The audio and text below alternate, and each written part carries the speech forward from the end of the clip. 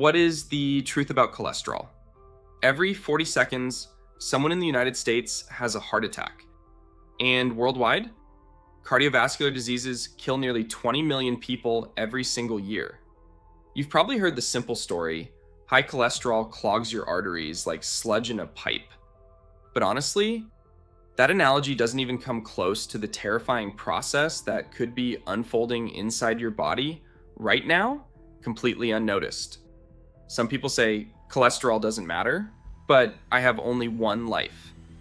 So I take every step to reduce cholesterol, including lifestyle, food, and medication. This isn't a story about plumbing. It's the untold story of a microscopic war being waged inside the delicate lining of your own blood vessels. It's a battle involving a corrupted immune system and microscopic villains called foam cells. What you haven't been told is how these villains are meticulously, silently hardening your arteries, building a biological time bomb that can detonate without a single moment's warning. So, have you ever heard of a foam cell? Do you know the step-by-step process that can turn a vital substance in your body into the seed of its own destruction? It's time you learned the truth. What is the normal state? Cholesterol's day job. Before we get to the chaos, let's get one thing straight. Cholesterol itself is not the enemy. In fact, you can't live without it. Your liver makes most of the cholesterol you need, and it works as both a master construction material and a critical communications expert. Every cell in your body has an outer wall, and cholesterol is a key ingredient that gives these walls their strength and flexibility. Think of it as the perfect building material, ensuring your cells can function and talk to each other properly. Beyond that, cholesterol is the starting block for some of your body's most important molecules. Your body uses it to make vitamin D, which is essential for healthy bones. It's needed to create bile acids to digest fats. And it's the precursor for critical hormones, including stress hormones like cortisol and sex hormones like testosterone and estrogen. Now, to travel through your watery bloodstream, this waxy substance gets packed into particles called lipoproteins. You've heard of the two main players, HDL, high-density lipoprotein, and LDL, low-density lipoprotein. HDL is the good cholesterol, acting like a garbage truck that collects extra cholesterol and hauls it back to the liver for disposal. LDL, on the other hand, is the delivery truck, tasked with bringing cholesterol from the liver out to the cells that need it. In a healthy system, it's a beautiful self-regulating process, but the story takes a dark turn when the highway gets gridlocked with too many delivery trucks. How the inciting incidents happen? When good cholesterol goes bad? The problem isn't that LDL exists, it's that you can have way too much of it.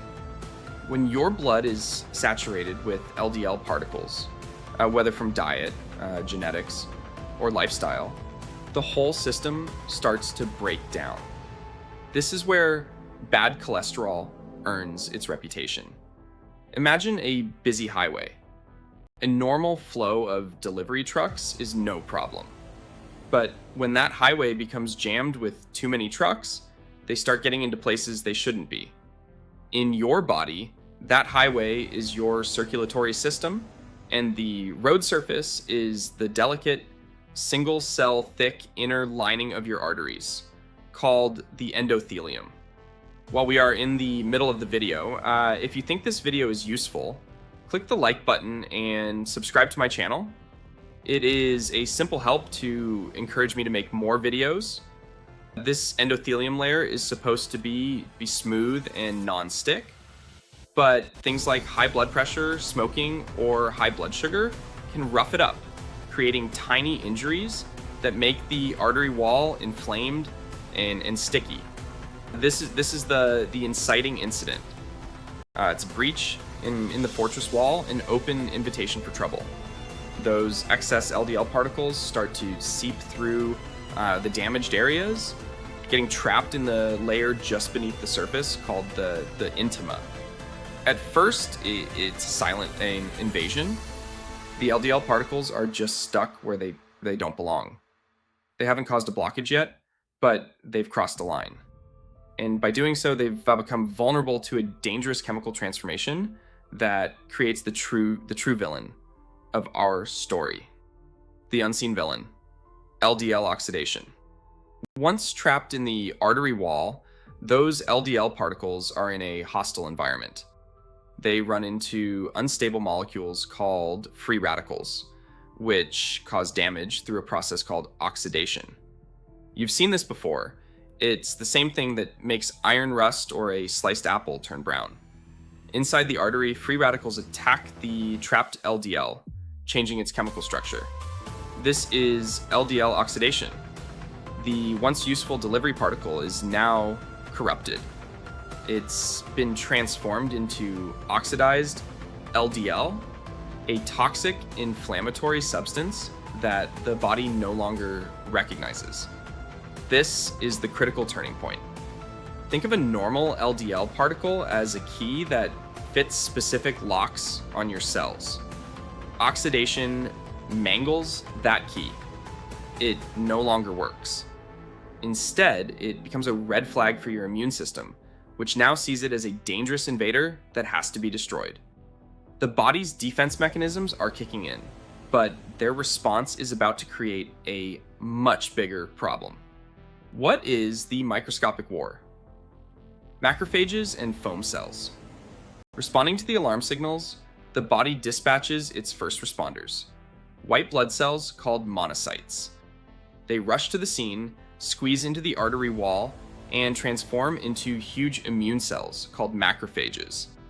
A macrophage's job is to act as the cleanup crew, swallowing up debris and invaders. And to them, oxidized LDL looks like public enemy number one. The macrophages start devouring the oxidized LDL through special portals on their surface called scavenger receptors. But here's the fatal flaw. Unlike other receptors, these don't have an off switch. The macrophages just don't know when to stop eating.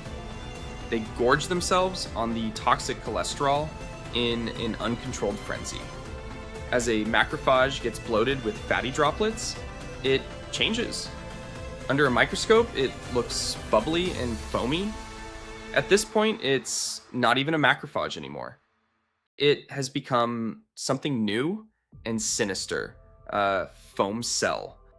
These foam cells are the real troublemakers. They're bloated, dysfunctional immune cells packed with toxic cholesterol. They're too big to get out of the artery wall, and as they pile up, they form the very first stage of plaque, a lesion called a fatty streak. Believe it or not, these can start forming even in childhood. The microscopic war has his casualties, and those casualties are building the foundation for something much more dangerous.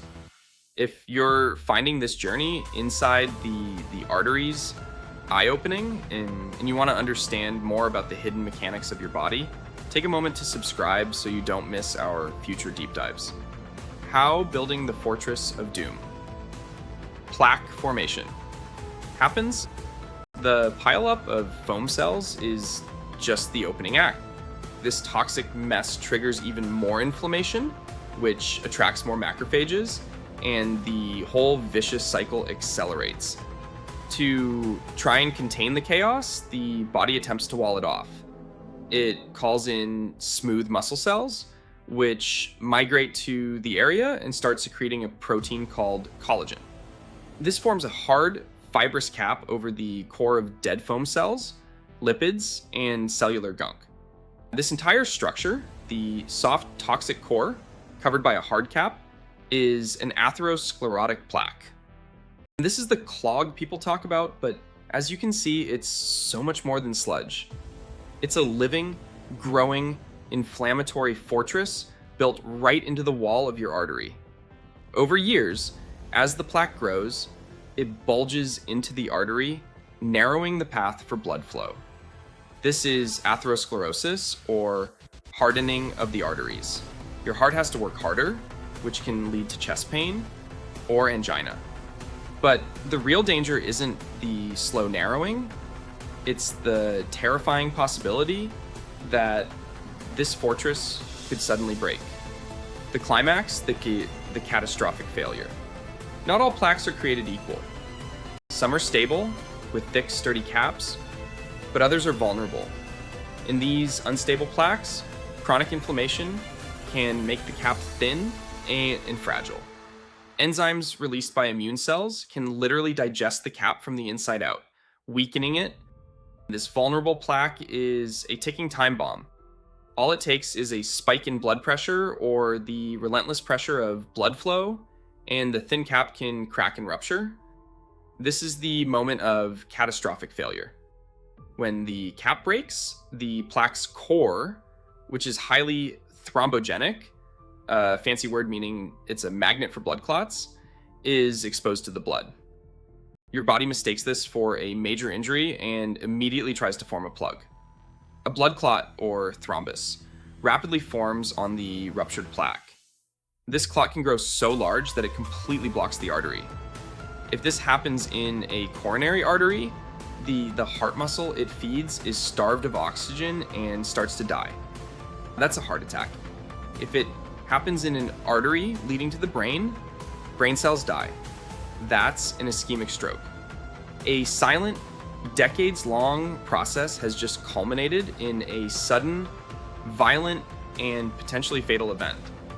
The aftermath and the way out.